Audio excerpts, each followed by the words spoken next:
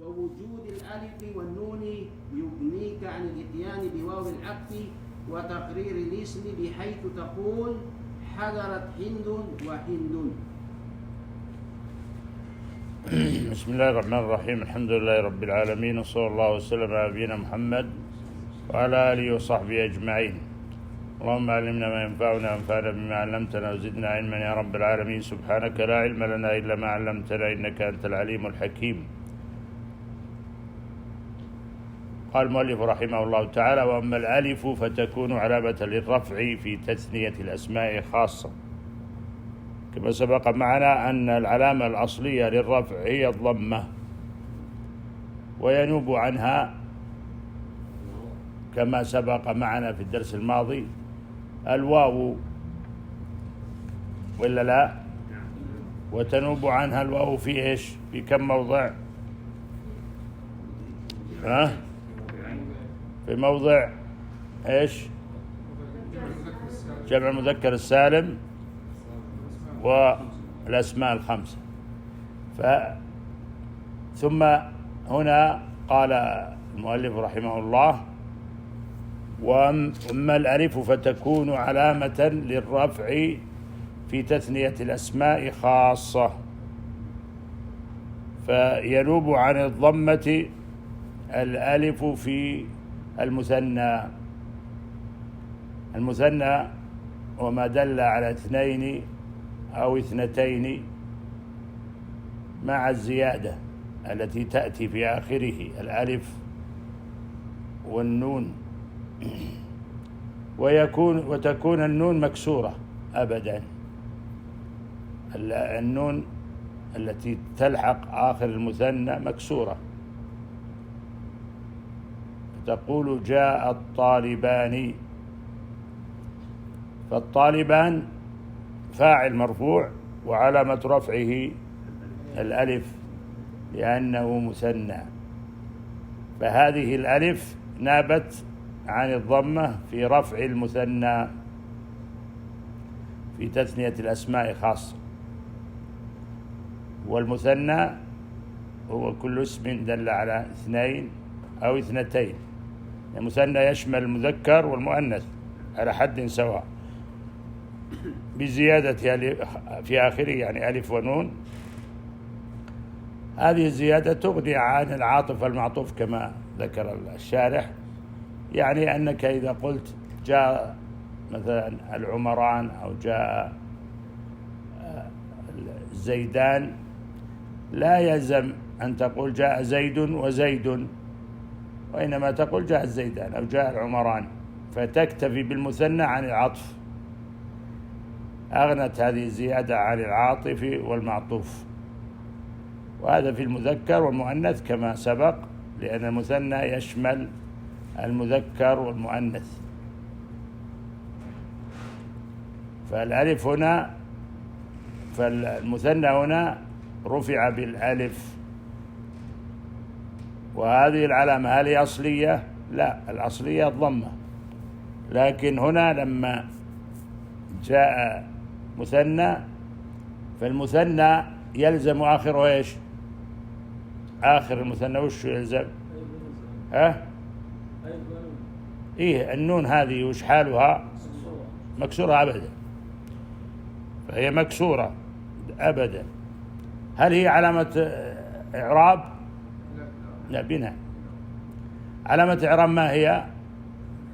الألف، ولذلك تقول جاء مثلا الطالبان ورأيت الطالبين وسلمت على الطالبين، فالنون مكسورة دائما، والذي تغير عندنا هنا الألف أو الياء، الألف في الرفع والياء في النصب والجر، والله أعلم. في سؤال؟ طيب نبدأ بالتطبيق.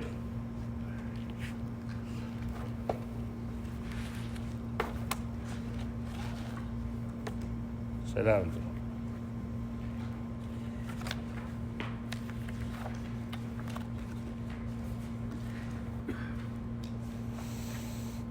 نعم.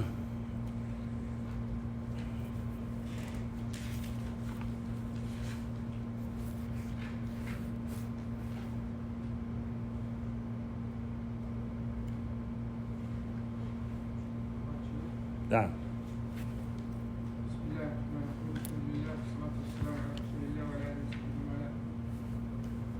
وقال عبد المطلب: إني أرى أن يحفر كل رجل منكم حفرته لنفسه بما لكم الآن من القوة، وكلما مات رجل دفعه أصحابه بحفرته ثم واروه حتى يكون آخرهم رجلا واحدا، فضيعة رجل واحد أيسر من ضيعة ركب جميعه.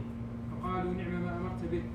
فحفر كل رجل لنفسه حفرة ثم قعدوا ينتظرون الموت عطشا. لقد كان ذلك الرأي سقيما، إنه انتحار بطيء، سببه تلك الخصومة والضيق الذي لا مبرر له إلا حب الرياسة والشرف عند أولئك القوم. صاح عبد المطلب بتلك الجثث المنقاة باللحود قائلا: والله إن إلقاءنا بأيدينا هكذا للموت لا نضرب في الأرض ولا نبتغي لأنفسنا العجز، فعسى الله أن يرزقنا ماء ببعض البلاد. ارتحلوا.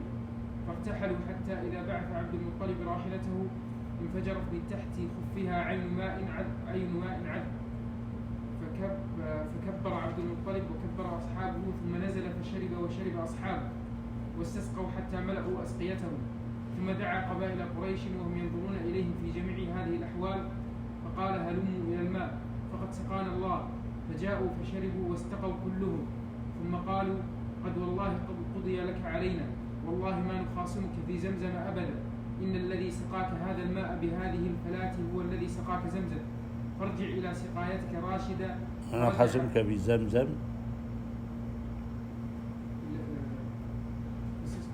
ثم قالوا: قد والله قضي لك علينا، والله ما نخاصمك في زمزم. في زمزم ولا في زمزم؟ ها؟ في زمزم. ليش؟ ما الذي منعها؟ العجمة؟ اشتبهت علي. من اللي قال انها اعجميه؟ لا، اللي ورا يقول ممنوع من الصرف. ها؟ يقول اللي ورا يقول ممنوع من الصرف. ايه، ما الذي منعها؟ لا، اصلها يا شيخ ما هو عربي، يعني هاجر. إيه؟ كانت تجمع الماء وتقول زم بلهجة الأطباق، لهجة المصريين وبلغة المصريين زمزم، يعني تجمع. قرأت رواية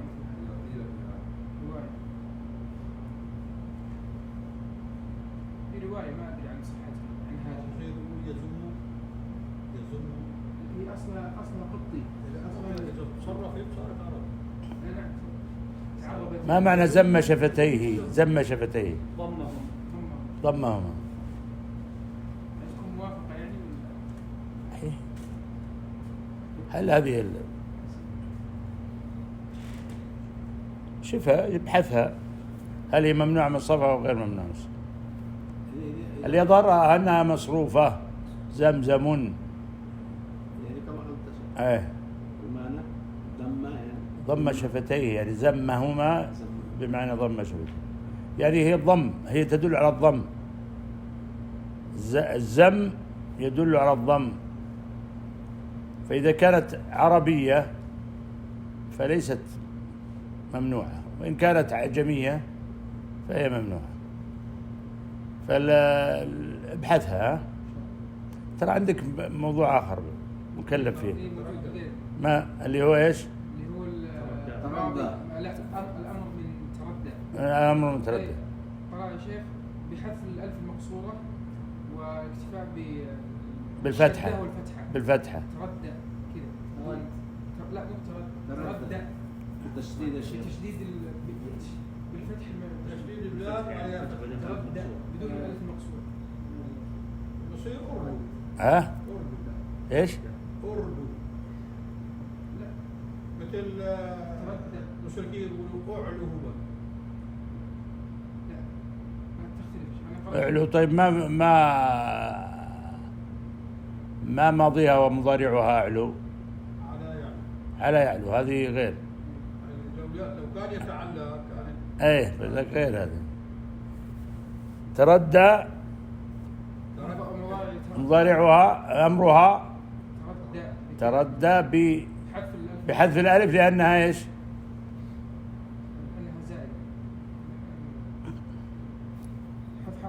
حذف حرف العله.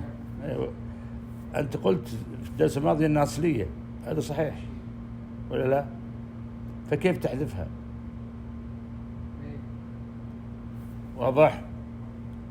ففعل مضارع فعل أمر مثل اقضي. لما تقول اقضي حذف حرف العلة. ارمي. نعم جيد. الآن سقط عنك واحد، باقي عليك زمزم. شوفنا زمزم. ها؟ يمكن شيخ معرفة نفس ما لا تستعجل، ابحث. يقول لك ابحث لا يكون صاحب المائدة خير منك. نعم. البحث يعني تستفيد في بحثك، يخرج لك فوائد. الإنسان يعني ينبغي دائما يبحث يستفيد. وأنت الآن أنت القارئ، فأنت إما أنك يصير عندك علم فتمنع من الصرف بيقين، تقول زمزمة أكيد وهذا معروف، أو تبحثها لنا تشوف الموضوع. اللي يظهر أنها مصروفة، اللي يظهر لي والله أعلم. إن كانت ممنوعة من الصرف يعني فهي يعني العجمة، فهذا يعني هو العلة التي تقوم علة العالمية. هو إيش؟ العلمية والعجم. لكن زم في اللغة زم بمعنى جمع، زم شفتيه بمعنى جمعهما، زمزم هم الجمع. وقولها زمزم هذه تحتاج أيضا بعد بحث آخر، هل هذه ثابتة؟ هل هذا صحيح؟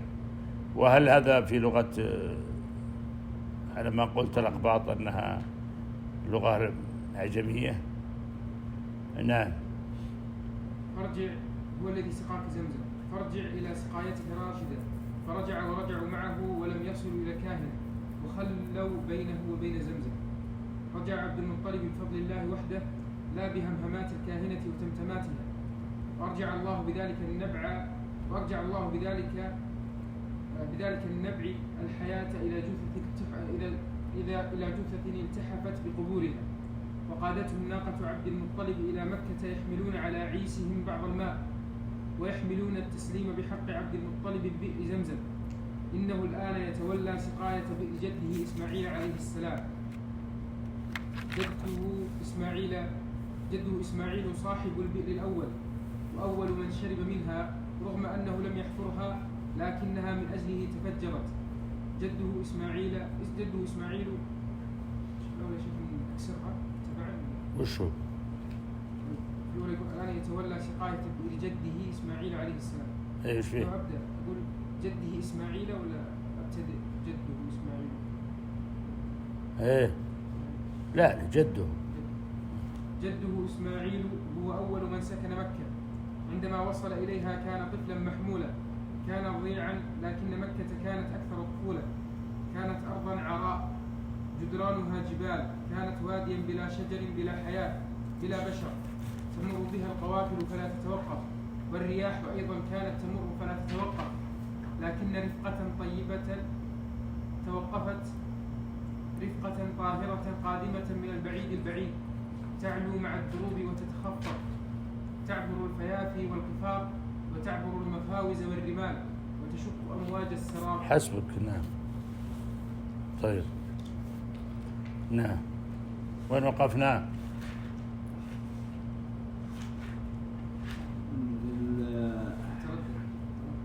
تردى. جيد. لو أننا من النوم. باقي من النوم فقط يا شيخ. إيه أنا بعدها في بالجملة سحيقة. بعدها من النوم. سحيقة يعني وقفنا عنده. سحيقة إيه؟ في معناها ها؟ ما معنى سحيقة يا نوح؟ سحيق. إيه سحيق.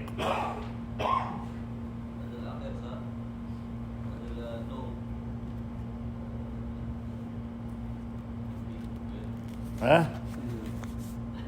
ايش؟ سمع كلمة نوم؟ لا يتحدث بالفلبيني، لغة الفلبيني يا شيخ. اي وش معناها؟ لغة المهمبين. مهمين وش معناها؟ لا مهمبين هذا بلغتنا هذا. اي ما معناها؟ أنا رمان أنا عربي. مش نعرف شيء.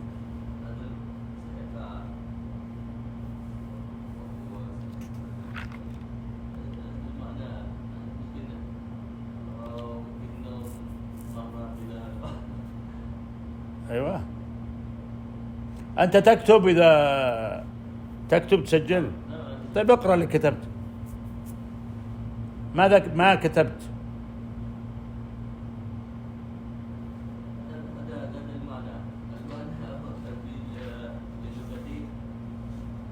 اي ما معناه؟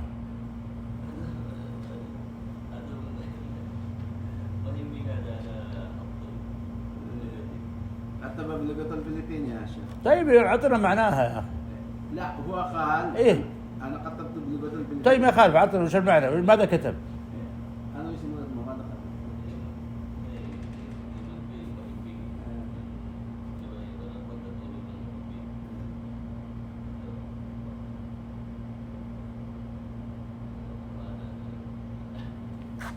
ما كتبت، لو كتبت كان سحيق. ما معنى سحيق؟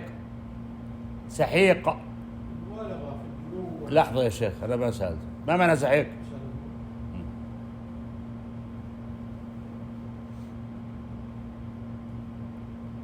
من يشرك بالله فكأنما خر من السماء فتخطفه الطير أو تهوي به الريح في مكان سحيق. أنت تقرأ القرآن ولا لا؟ فلا بد أن تعرف معناه. وإذا علمت فاكتب. أنت قد مر معنا هذا. وين احنا فيه؟ وين سحيق؟ في أي مكان؟ موجود صفة 9 شيخ. 9. ويقول الرسول صلى الله عليه وسلم سحقا سحقا. ما معنى سحقا سحقا؟ يقول أصحابي فيقول ما تدري ماذا أحدث بعدك؟ فيقول سحقا سحقا. ما معنى سحقا؟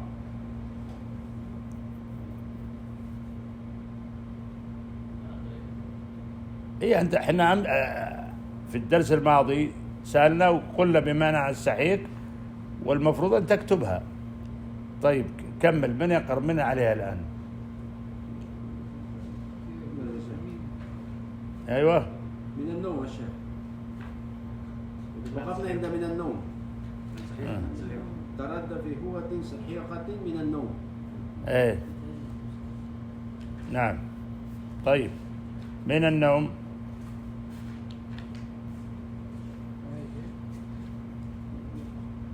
من حرف والنوم اسم. ايه كيف عرفت؟ من احتاجت ها؟ من احتاجت أن تكون مضافة إلى اسم. شو مضاف؟ شو علامات الاسم؟ ها؟ احتاجت إلى ايش احتاجت؟ يعني ما ليس لها معنى بذاتها. اللي من حرف من ما دل على معنى في غيره. صحيح. طيب والنوم؟ النوم جاء اسم. اسم. كيف عرفت؟ سبق حرف جر. لأنه سبق بحرف جر. وغيره؟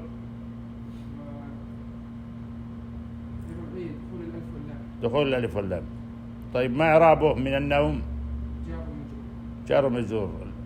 من النوم مجرور بالكسرة الظاهرة على آخره لأنه مفرد.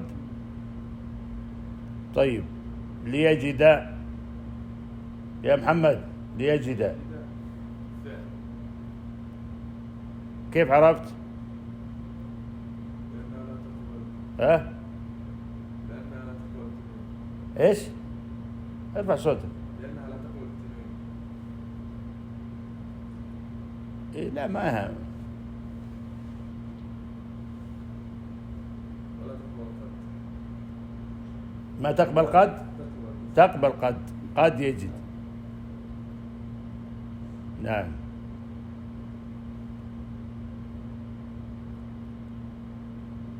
طيب في قعرها عبد العزيز.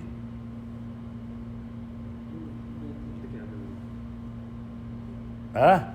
في في قعرها. قاعدة في قاعدة مش في قعرها. في قاعدة في ايش وش تكون؟ حرف، لأنه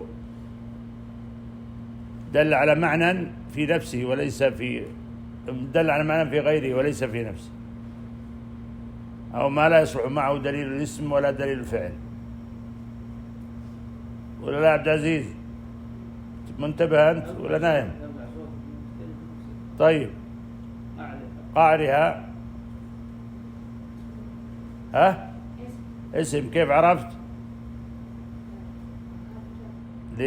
لأنه سبق بحرف جر. حرف الجر لا يدخل لا على الأسماء. في قعرها. طيب هاتفا يا عبد المجيد، سمع في قعرها هاتفا، اسم. كيف عرفت؟ يقبل علامات الاسم. هاتفا نعم. ما فيها يقبل التنوين. إيه منون. هاتفا نعم. هاتفا، فالتنوين من خصائص الأسماء. هاتفا. ما يعرف هاتفا عبد المجيد؟ هاتفا على وزن فاعل. إيه بس ما إعرابه. يجد في قعرها هاتفا. ها؟ هاتفا يشوف اسم. اسم بس ما إعرابه. بالفتح يعني. بالفتح. إيه ما هو فتح يشمل أشياء كثيرة. المنصوبات من ها؟ منصوب. منصوب. طيب ما سبب نصبه؟ كلمة بس. ليجد في قعرها هاتفا.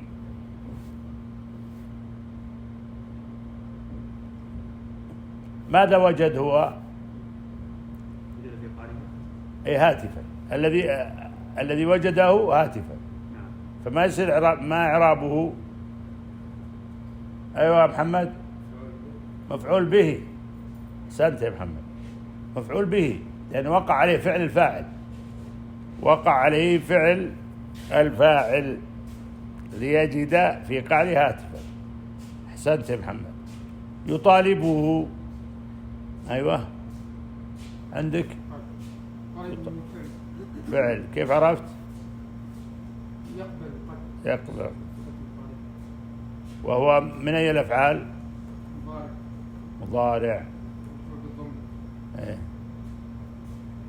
وهو مضاف وهو مضاف. وهو معروف. إيه الله يهديك. طيب وهو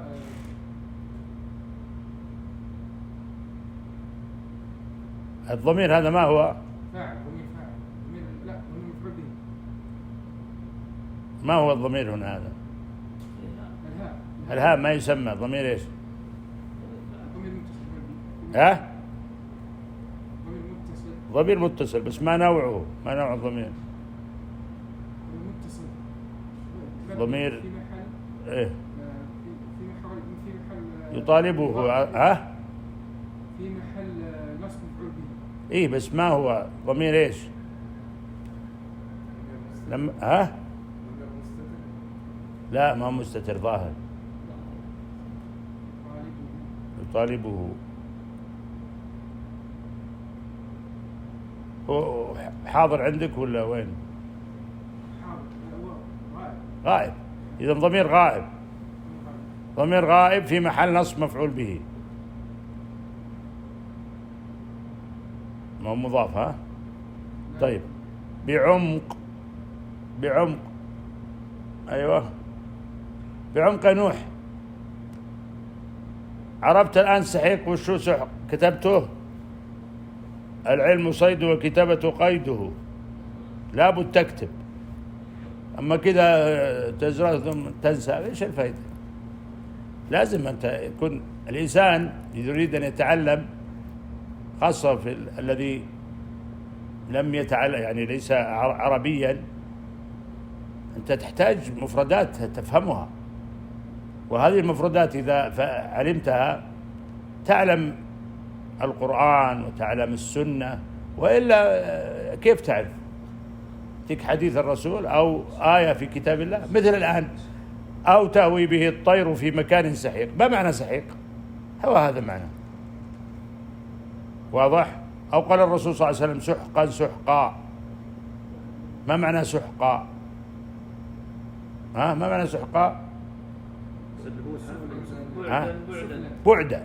بعدا يعني بعدا في المهاوي، يعني مثل السحيق البعيد في الهوي. أو تهوي به الريح في مكان سحيق بعيد في الانخفاض.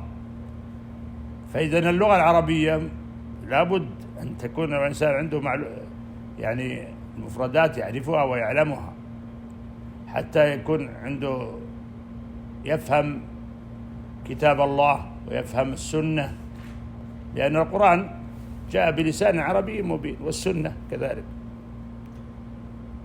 فلا إنسان يعني كل ما جاءت كلمة يسجل، أنت ما ينسى، لأنه إذا اعتمد على حفظه ينسى، لكن إذا سجل تذكر ثم قرأ، تذكر ثم قرأ قبل ما يأتي الدرس. أما الإنسان يجي لابد يكون يحضر الدرس. تحضرون الدرس ولا ما تحضرون؟ لازم الإنسان يقرأ، حتى إذا أشكل عليه شيء يسأل. إذا قرأت مثلا المقطوعة هذه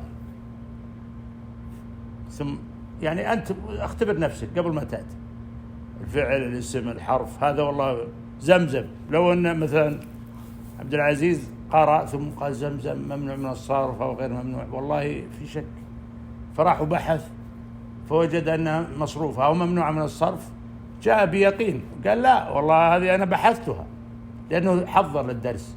لكن جاي كذا بدون تحضير ما واضح لكم.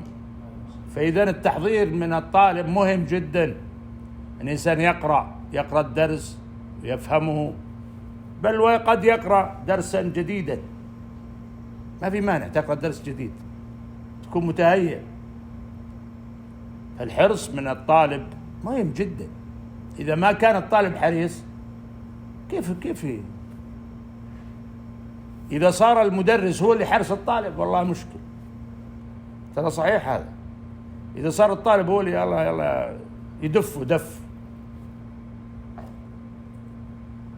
مشكلة. فلا بد الإنسان يكون المفروض من أول إذا جلسنا تقول عبد العزيز أنا بحثت هذه المسألة، مضبوط، كذلك عشان يصير فيه تفاعل. وزي ما قلت لك لو قرأتها أنت، لو قرأت مثل هذه المقطوعات ثم يعني هذا كله فائدة، تستفيد فتبحث وتوفر الوقت علينا. زمزم تكون بحثتها أنت فتعلم أنها مثلا مصروفة أو ممنوعة من الصرف قطعا، وهكذا. هذا مثال يعني، ولا المقصود يعني الإنسان في كل الدروس الطالب ينبغي أن يكون مستعد. فما بالك إذا جاء الطالب بدون كتاب، هذه مهزلة. إذا جاء الطالب بدون كتاب فهذا منتهى يعني الإهمال. ولا يحط الكتاب بالدرج كما يفعل الطلاب الكسلانين، طالب يضع الكتاب بالدرج مثل ما يضع الكتاب. لا، الكتاب ينبغي أن يكون في يد الطالب مباشرة، يقرأه قبل الدرس ويكون مستعد. أنت ما معك نسخة من هذه؟ عط أبو إبراهيم نسخة. في نسخ عندك؟ لا سوي شيء في باقي. سأعطيك نسخة في البداية يا شيخ. عندك نسخة؟ ما كان معنا تو نسخة. إيه عط الأخ إبراهيم، عط إبراهيم نسخة. عبد الرحيم أنت وابن عمك سميان، ها؟ طيب جيد. كتب مهمة جدا. طيب وين وصلنا؟ بعمق. بعمق. يلا يا أبو عبد المجيد. بعمق اسم. كيف عرفت؟ دخول حرف الجر عليه. أحسنت، دخول حرف وكذلك بعمق تنوين. تنوين. تنوين أيضا من خصائص الأسماء. طيب بعمق ما إعرابها؟ جار مجرور. جار ومجرور. حرف الجر الباء والعمق مجرور. نعم.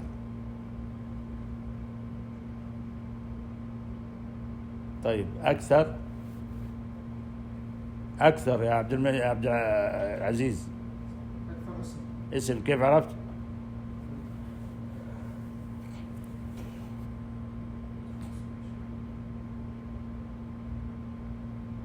هم؟ يقبل الألف واللام. الألف. تقول إيش؟ الأكثر. الأكثر. طيب ما نوعه أكثر من الأسماء؟ تفضيل. تفضيل على وزن أفعل. أفعل. التفضيل. وهذا إيش؟ تقول ما إعرابه أكثر؟ اسم منصوب. اقرأه بعمق إيش؟ بعمق أكثر ولا أكثر ولا أكثر؟ بعمق أكثر. ولماذا؟ إنه على وزن أفعل ممنوع من الصرف. ممنوع من الصرف لأنه على وزن أفعل. نعم. نقف على هذا. موقع الإمام. ها؟ موقع الإعراب أكثر بعمق. واسرة. ها؟ نعت.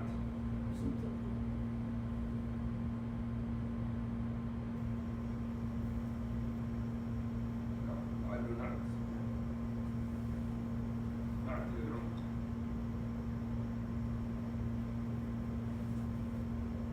بعمق أكثر.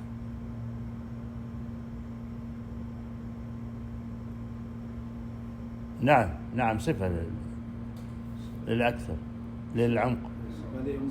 ها؟ صفة لأم. إيه. الإعراب يكون يا شيخ كيف يكون بالضبط؟ اسم يعني يكون اسم تفضيل. لا هو أفعل على وزن أفعل للتفضيل ولكنه ليس على بابه. وزن أحمد. إيه ما هو على بابه. ما تقول محمد لما تقول أفعل تفضيل محمد أكبر من زيد، هذا أفعل تفضيل. لكن هنا ليس فيه. اي نعم. هذا يقول انما هو وصف كما قال ابراهيم عبد الرحيم. وصف لعمق. عمق. هذا العمق ما وصفه؟ انه كثير. عمق كبير يعني كثير. فجاء على وزن افعل. الذي افعل هذه هي افعل التفضيل. فتقول مثلا هذا مثلا لو عندك العمق هذا أكثر من هذا. العمق هذا أكثر. هذا أفعل التفضيل. لكن هنا ليس فيه إنما هو على وزن أفعل فقط. بعمق أكثر. فتكون أكثر ممنوع من الصرف لأنها على وزن أفعل وهي صفة أو نعت لعمق. ها؟ خلاص نكتفي بهذا. ها؟ لابد من القراءة قبل ما واحد يأتي الدرس. السلام عليكم يا شيخ. سلام. يكون إعراب شيخ مجرور بالفتحة لأنه ممنوع من الصرف. سلام. مجيد حياك الله.